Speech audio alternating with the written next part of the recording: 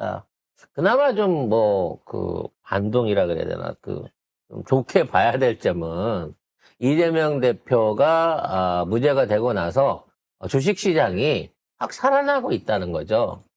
기대감이 높아졌다고 봐야죠. 당시에 6만 1,200원까지 올랐고요. 그리고 이재명 대표가 딱 나오자마자 나를 잡으러 쓴 영양을 산불 예방했어야 했거든요. 그리고 나서 삼성이 산불 피해 복구를 위해 30억 원을 기탁하겠다. 꼼짝을 잘하네요. 기사가 요거 오후에 나옵니다. 그래서 이게 시간도 삼성에서 정해준 거잖아요. 언제쯤 내달라고. 이재명 대표가 나오고 나서. 근데 외국인들이 순매수로 돌아섰고요. 삼성이 이재명 테마주가 돼가고 있는 상황으로 가고 있는데, 삼성은 우리나라 주가의 4분의 1을 떠받치고 있는 기업 아니에요.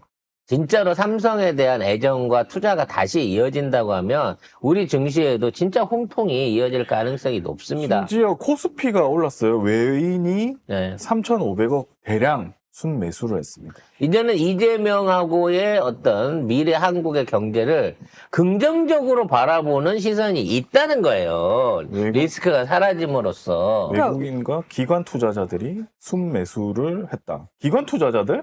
네. 그러면 기관 애들도 이재명 무죄 나는 거를 호재로 보는 거잖아. 당연하죠. 외신에서 나왔어요. 이제 로이터 통신 같은 경우에는 한국 법원이 야권 지도자의 선거법 유죄 판결을 뒤집었다라고 썼고요. AFP 통신 같은 경우에는 이재명이 선거법 위반에서 무죄를 받았으며 차기 대선 출마 가능성이 열렸다. 법정 밖에서 지지자들에게 진실과 정의를 반영한 판결이라며 감사를 표시했다. 블룸버그 통신입니다. 한국 법원이 공직선거법 관련 사건에서 야당 지도자의 편에 섰다. 니케이 아시아. 한국의 이재명 선거법 위반 아닌 것으로 드러나. 그리고 일본 언론들 같은 경우에 아사히, 마이니치, 일본 경제신문이 역전 무죄 판결이다. 이 새끼들 기사를 보면 이게 유죄 나게 기다리고 있다 실망해서 쓴 기사 같아요. 아니에요. 역전 무죄 판결. 이거 역전 재판 게임이 있는데. 네. 이재명이 차기 대선 출마에 유리한 환경을 확보했다. 싱가포르의 더 스트레이트 타임스, 한국의 제1야당 지도자 이재명 선거법 위반 사건에서 무죄. 전부 다 이재명이 이제 대통령이다 사실상 이렇게 그렇죠. 얘기를 쓴 겁니다. 지금 외신들은 다 이재명 대통령이라고 생각하고 있어요. 근데 예. 여러분 지금 이 시간에 터키의 에르도안은 지금 본인이 대선을 치러야 되는데 본인 지지율이 떨어졌다 그래갖고 무려 1,600명의 야당 인사와 언론인은 잡아 쳐넣습니다. 헐. 그리고 얘는 계엄도 안 했어요. 그냥 몰아붙여가지고 이거를 저질렀습니다. 그래서 지지자 대선 이게 상대방 야권 대선 후보하고 지지자들 언론인 포함해 1,400에서 1,600명을 현재 구금을 했고, 이게 되다 보니까 터키의 가뜩이나 환율이 안 좋잖아요. 환율 급등에 주가 폭락에 경제가 완전 개박살이 나고 있습니다. 그러니까 결국에 이 이재명 대표가 무죄가 나면서 외인들이 이렇게 3,500억 순매수를 하고, 그리고 외신들이 전부 다 대통령이 될 거다고 얘기를 하면 우리 경제가 좋아지는 거예요, 결국에. 그렇죠. 튀르키예 에르도안 대통령 상황을 잠깐 자세히 설명을 드리면은 튀르키예의 수도는 아니지만 가장 많은 사람들이 살고 있고 가장 유명한 큰 도시라고 하면 이스탄불이죠. 이스탄불의 시장인 이마모올루라고 하는 공화인민당 소속의 차기 지역 대권 주자. 단체 단체였군요. 예. 그 시장을 사실은 갑자기 체포를 했어요. 뇌물수수 그리고 테러 지원 혐의 등으로. 근데 이거는 뭐 아시다시피 다 에르도안이 뒤집어 씌운 거라는 거 충분히 아시겠죠. 왜? 원래 이제 헌법상 튀르키예는 원래 내각제 국가여서 에르도안은 총리로 출발을 하거든요. 그 본인이 정권을 계속 독재를 하기 위해서 중간에 개헌을 해서 대통령제로 바꾸고, 그리고 그 대통령제마저도 제왕적 대통령제로 바꿉니다. 그래서 대통령금 1,000억 들어가고, 1,000조인가 몇천조를 들어가고 새로 지었어요. 아들이 윤석열이네. 있는 회사에 그걸 줬죠. 예, 그 아들도 같이 엮여 있습니다. 다누림이에요, 근데 거기도? 네, 에르도안 같은 경우에는 원래 이번이 이제 끝나야 되는 건데 2028년까지 본인 임기예요. 그러면 이제 지금 헌법상 나갈 수 없는데 이 헌법을 개정하면서 어떤 조항을 넣냐면 중간에 조기 대선을 하게 되면 이번 임기는 무효 이러고 다시 출마를 할 수가 이게 있어요. 28년까지 다 채우면 다시 못 단임자가 나오니까. 되니까 푸틴처럼 하고 싶었던 거. 아니 네. 지금 갑자기 조기 대선을 상황을 만들어갖고 일종의 이것도 그 친일 계엄이잖아. 그래서 지금 있는 상황에서 다시 야당 지도자를 잡아쳐놓고 허수아비 내세워서 집권 연장을 하겠다는 거예요. 이 양아치가. 대선을 다시 치러가지고 본인이 2033년까지 잡겠다라고 이제 계획을 세우고 있는 건데 왜 그러면 에르도안이 아직 2028년까지 가려면 조기 대선까지 시간이 남았잖아요. 왜? 이마모글루의 인기가 너무 급상승하고 있는 거예요. 에르도안이 22년 동안 집권을 했고 그 사이에 지금 청년들, 학생들이 지금 이마모글루 체포에 반대하는 반정부 시위를 대규모로 벌이고 윤석열이 있는데 20년 집권했다고 생각하니까 갑자기 막 그래서 그 학생들은 엄풀과 막 와. 지금 시위대 이건 반정부 20년이지. 시위대의 중심이 된 학생들은 본인이 태어났을 때 총리가 에르도안이고 본인은 에르도안밖에 못 본 거야. 그러니까 학생들 입장에서 우리가 왜 민주주의 국가에 살고 있는데 우리가 선거로 우리의 지도자를 뽑고 싶다. 하고 지금 거리로 나와가지고 근데 에르도안이 이마모글루를 체포하면서 시위 금지령부터 시작해가지고 소셜미디어 차단까지 다 해버렸어요.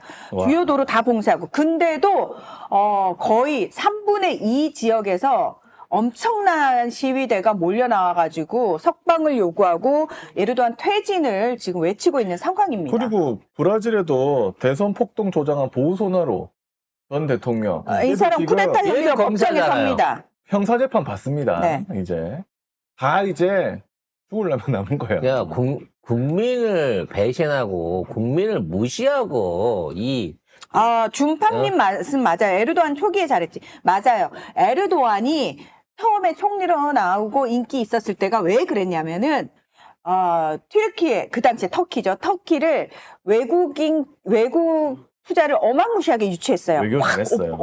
이렇게 오픈해가지고 겁내 끌고 들어와가지고 어마무시하게 발전을 시킨 거예요. 그러니까 약간 박정희 같은 필이었던 거지, 필. 그래서 사람들이 와 잘한다 했는데 이 새끼가 갑자기 그래서 터키는 원래 헌법에 세속 국가라고 해서 이슬람을 공식적으로 내세우지 않아요.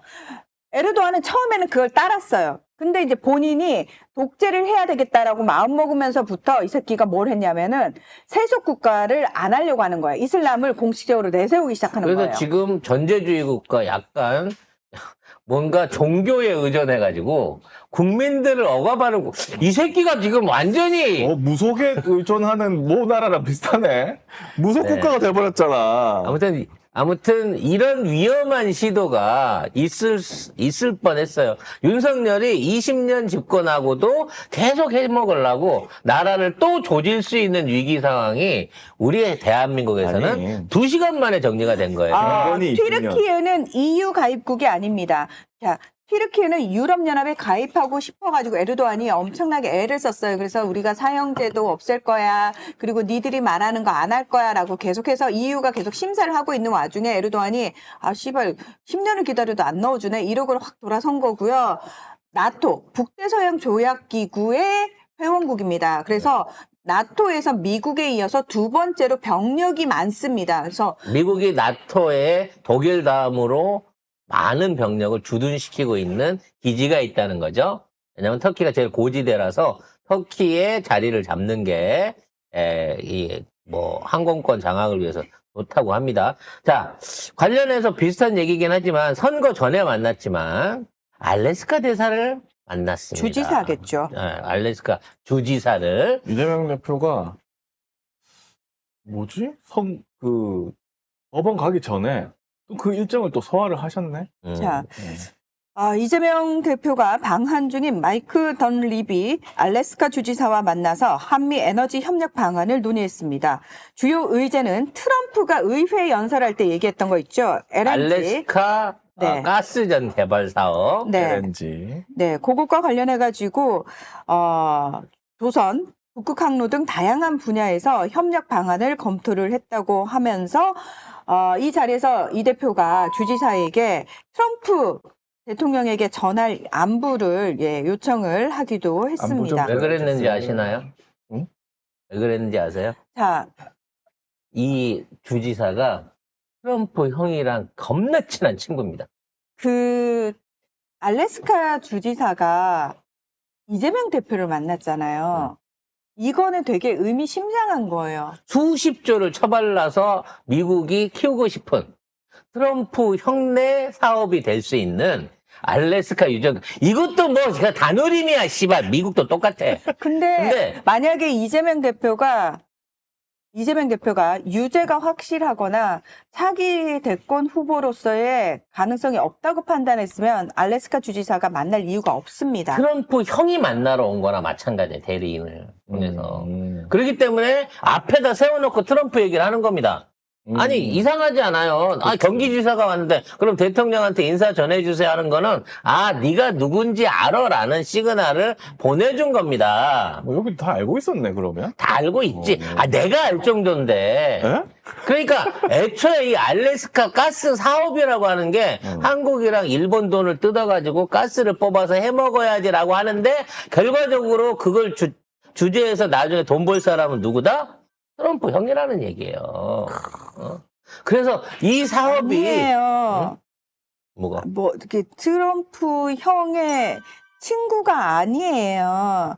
마이크 던리비는 61년생이에요. 아니, 그러니까 친구라고 얘기해서 무슨 나이가 비슷해야 된다는 얘기가 아니라 지금 알래스카 유전 사업에 엮여져 있는 사람이 트럼프 형이라니까.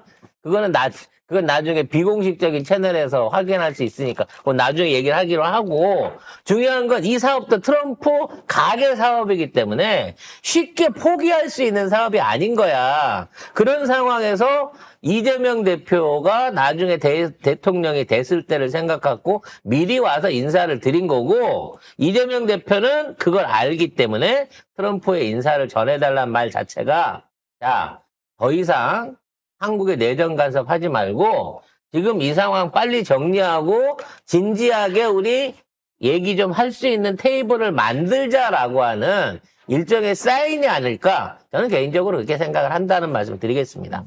알래스카 주지사는 한덕수 만났고요. 이재명 만났습니다. 자, 여기까지 정리하고요. 2부 순서 이어가도록 하겠습니다. 좀 화날 수 있는 내용들이 있었습니다만, 그럼에도 불구하고 이재명 대표의 무죄 선거 자체로 이제 대한민국 정치판하고 아마 탄핵 선고에 대한 것들도 완전히 다른 방향으로 흘러가게 될 것으로 보여집니다. 2부에는 김건희 이야기가 있습니다. 네, 2부가 더 재밌겠네요. 김건희 얘기 나오면 또 김건희 전문가 네. 우리 세호가 많은 얘기를 또 준비하고 있겠죠. 2부에도 여러분 어디 가지 마시고 송작가 TV와 함께 해주시기 바랍니다. 지금은